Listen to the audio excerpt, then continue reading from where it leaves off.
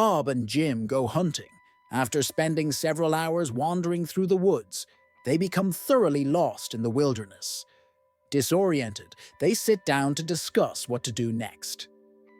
"Hey, I have an idea," says Bob.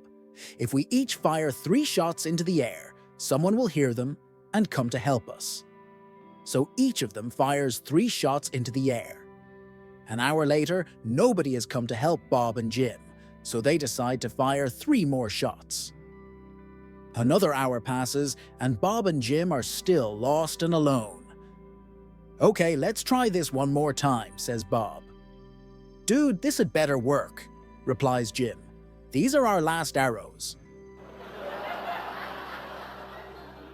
A man wakes up one morning to find that he's grown a thick beard and is wearing a turban. He, being very concerned and disoriented, calls his boss in order to see if he can get the day off. "Man, boss, I just woke up with a turban and a long, thick beard. I think I need a day to figure things out." Boss: "So what are you saying?" "Man, I'm calling in sick.